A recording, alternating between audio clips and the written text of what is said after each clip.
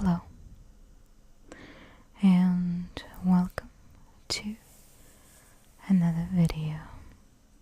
I wasn't sure what I wanted to do for the ASMR video today, so I decided to take you along on my reading journey. Today I'm reading this book, Patience Comes Second, and this book is written by these two authors, Paul Spiegelman and Britt Barrett, and I am going to read this book aloud and make some notes with this marker. So I already started reading the book,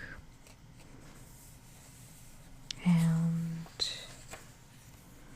let's see, where did I stop? I think I was on chapter 2, I believe. Yep. Let's start over there. Chapter 2, Changing How We Lead. So a brief history, not history, but feedback about this book. The reality is that it's a catchy title, but the authors certainly are not saying that they are putting the patient second.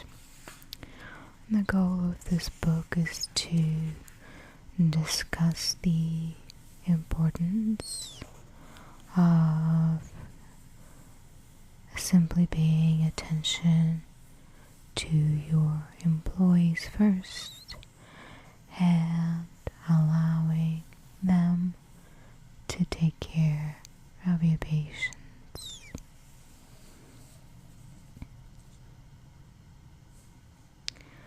Now there's one word that I don't know how to pronounce, and this is purple fever, something like that. I will have to look it up. I'm going to highlight it in this book like that. So these words might not raise the hairs on the back of your neck the way, say, the term avian flu does these days. But for more than 2 centuries, this disease was a rampant, insidious killer in Western hospitals, targeting mothers of newborn children and often threatening to turn those cherubic babies into motherless orphans just days after their birth. The origin of the fever and its cure remained a mystery until the early 19th century, when a Hungarian physician named Ignaz Semmelweis, Ignaz I-G-N-A-Z, Semmelweis, S-E-M-M-E-L-W-E-I-S.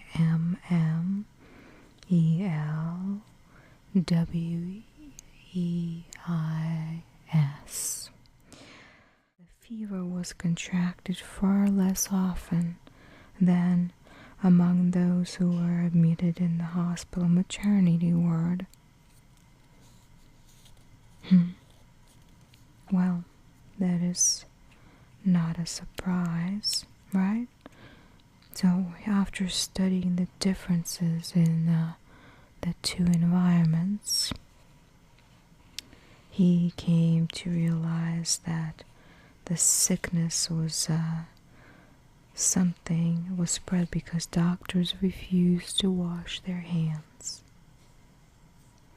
And this had something to do with an archaic attitude of the time.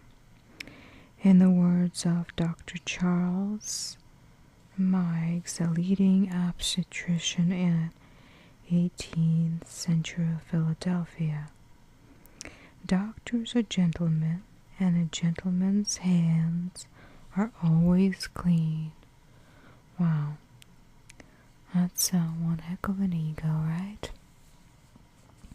But Semmelweis found that when doctors simply wash their hands with an antiseptic solution before visiting their patients, the mortality rate for new mothers actually dropped from 35% to less than 1%.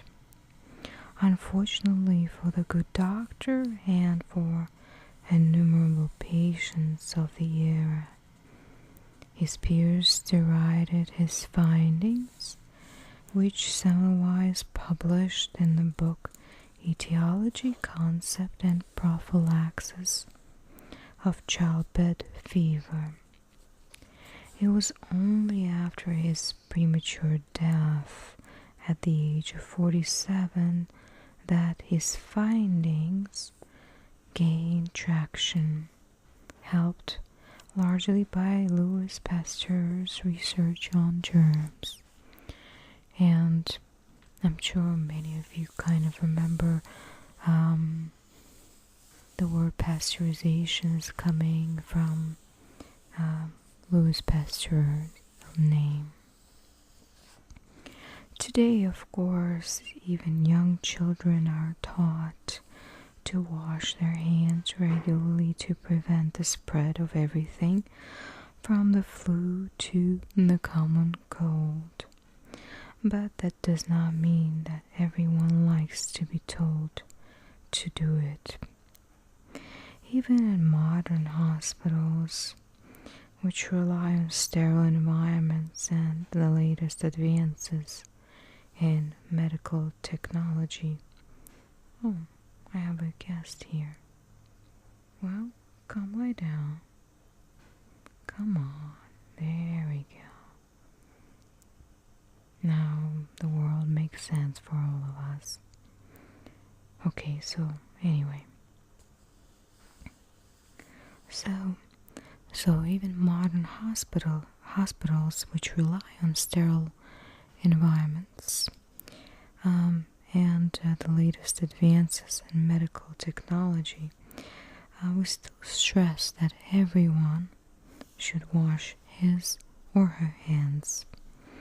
No, check that.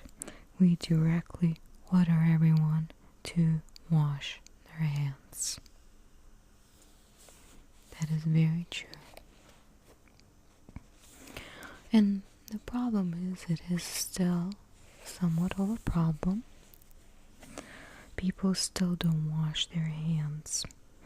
You can almost imagine Semmelweis rolling over in his grave, wondering aloud, what the heck is going on?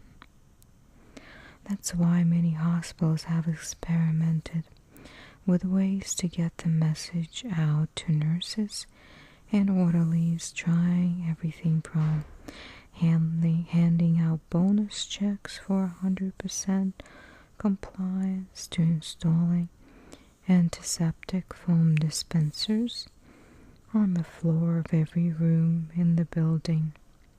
And still it's not enough to get everyone on board. Strangely enough, the hospital departments that have had the highest degrees of success in getting workers to wash their hands are the ones that don't try to enforce the rule or come up with some kind of a gimmick like giving out bonuses or putting up posters. Instead, they engage their workers in a conversation about personal values and healthcare work as a calling, rather than just tell them what they need to do. The leaders who archive or rather achieve their best results explain why hand washing is so important. They simply emphasize that dirty hands are injuring patients and putting them directly into harm's way. And this message resonates with people who have chosen to work in a sector whose overarching goal is to help people. So, I guess the theme here is the fact that they try to engage their instead of just enforcing the rule, they talk with their employees and sort of give them the reasoning why hand washing, hand sanitizing is so important. And that is somewhat of a motivator for people. So I could see how that's more of a positive way to enforce that. It's only by connecting with employees' values in this way that hospital leaders can actually lead their employees towards positive change. Rethink on the leader's role. Let's see. We use the hand washing story to illustrate the cultural sea change that has occurred around the notion of what it means to be a leader. When you think of great leaders, perhaps imagery of fierce military leaders like Julius Caesar and Han come to mind, men who fought on the front lines and ruled by force. Any follower so bold as to second-guess an order, let alone disregard it, could count on some serious pain as the consequence. Or perhaps you think of influential politicians like John F. Kennedy and Ronald Reagan, men who employed enormous charm and charisma to inspire action. Once you gazed into such a leader's eyes or heard him give a glorious speech, you might be inspired to tackle something new, all on your own. Then again, maybe the term leader makes you think of your boss, the person who fills out your annual performance review and signs your paycheck every 2 weeks.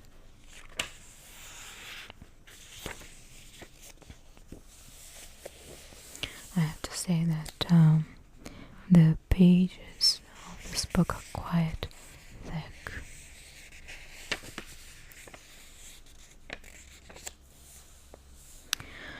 There might not be anything personally compelling about your boss, other than that he or she sits higher than you on your organization's hierarchical tree. Your job is simply to follow the leader's orders. Researchers have given different names to different styles of leadership over the years, but for now we'd like to focus on this last idea, This notion of following orders, known as the command and control or transactional model of leadership, there's good reason that this style of leadership has flourished in recent history, especially in sectors like the military or manufacturing, where the system or the process gets more emphasis than the individual. But we're here to tell you that all this has changed big time. A combination of factors, including the aging of the baby boomers and the rise of the millennial generation, has caused the great gradual decline of the command and control style of leadership. It's no longer good enough to just tell a subordinate to do something. Today, leadership means explaining why following that order matters, or better yet, empowering subordinates themselves to make the best decisions for the good of organization as a whole. This is what biographer and scholar James McGregor Burns, in his book Transforming Leadership, dubbed transformational leadership, saying that transforming leaders champion and inspire followers so that they might become leaders themselves. Or as J. Alden Conger and Rabindranath Kanugu put in their book Charismatic Leadership in Organizations, transformational leaders are able to motivate subordinates to higher levels of performance by raising the importance of certain goals, by demonstrating the means to achieve them, and by inducing subordinates to transcend their self-interests for the achievement of organizational goals. It's interesting, the next thing they say, that even the military has recognized the need to change along those lines. For example, SEAL Team 6, the U.S. Navy Special Forces unit that ultimately hunted down and eliminated Osama bin Laden. While members of the team have hierarchical ranks, each member is actually trained to perform the job of everyone else on the team, just in case, as it always does, the situation on the battlefield breaks down. Consider what happened when SEAL Team 6 dropped in on bin Laden's compound, only to have one of its helicopters crash.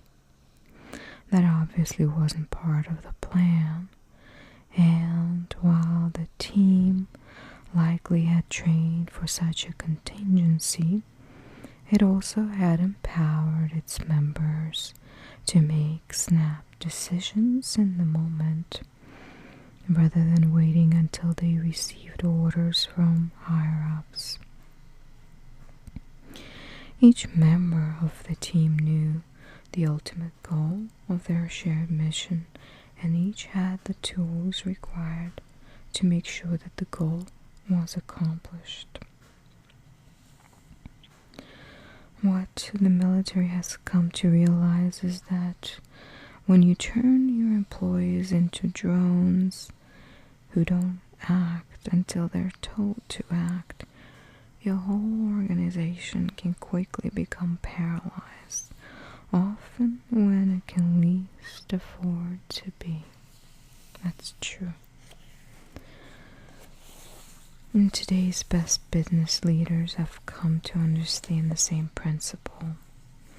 So, right before that, I'm going to highlight when you turn your employees into drones who don't act until they are told to act, your whole organization can quickly become paralyzed. So today's best business leaders have come to understand the same principle, that they can get the best results when they engage their subordinates in the mission, vision, and values of their organization. The word engagement is a funny, descriptive word that means more than just understanding. It is a transitional, meaning we are taking an individual or a team from one state of being to another. And they're talking about staff engagement. It's one of the terms that basically defines how open the staff to change, and how really whether they value their work, whether they're truly dedicated and committed to the organization and the mission of the organization, and whether they're happy at work. The word engagement kind of is all encompassing, has lots of meaning. Engagement means we move from understanding a concept in a sterile and impersonal way to embracing it with the very fiber of our soul. We become engaged not just because we understand the science behind a concept, but because we truly get it. That's a good way to put it. Gary Newsom, CEO of Health Management Associates in Naples, Florida, framed it like this. The culture of an individual hospital relies heavily on leadership team of that hospital. The tone has to be set at the top. Everyone needs to understand what is the goal, how are we going to get there. Every individual, from nursing to dietary to housekeeping to business ops, has to have a common understanding. Now think back to our story about hand washing, where we learned that simply giving orders didn't change anyone's behavior. It was only when leaders connected with employees' sense of inner purpose that the nurses and orderlies began to truly understand the significance of washing their hands regularly. Again, the act of leading is no longer about simply issuing orders. It's about finding a way to inspire people to act in purposeful and meaningful ways. It's about everyone feeling as though what he or she does can make a difference. His organization's mission, vision, and values are so important to Alan Channing, the CEO of Sinai Health in Chicago, that he personally teaches them to every new associate on his or her first day, to provide the context of why such things matter. I finish my talk by making two promises, and I tell them these are the only two promises I can deliver on. The first is that you'll be frustrated. You'll hear a decision, not know what it means, etc. The other promise is that you will be able to make a difference in someone else's life. So, when you're feeling the effects on that first promise, remember the second. It is really fun for me to engage in this conversation. I see the light go on in their eyes. Seeing the light in their eyes is how you'll know that you are on the right path as a leader, that you are connecting with and inspiring your people.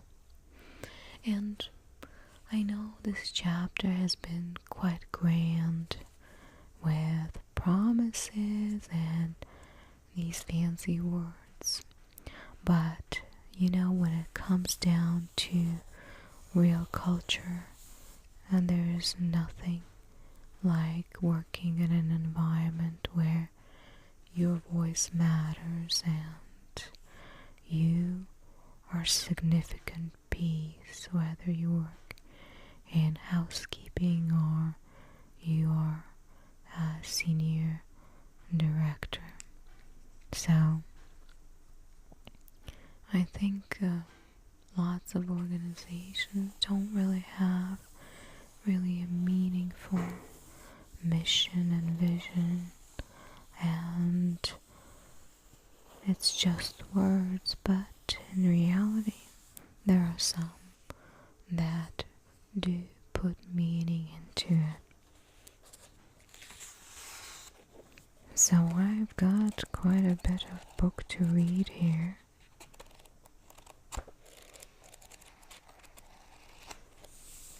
This book has roughly 190 pages, and we are on page 30. So I'm going to continue reading through engaging employees and other topics. Hopefully it's gonna be as interesting as it is right now. And if you're interested in this book, again, patience comes second. And I think I will put a link to this book right in the description, so you can easily find and read reviews about this book and find it easily. I hope this was relaxing, a little bit peaceful, and most importantly calming. You take care of yourself, and as always, enjoy your day.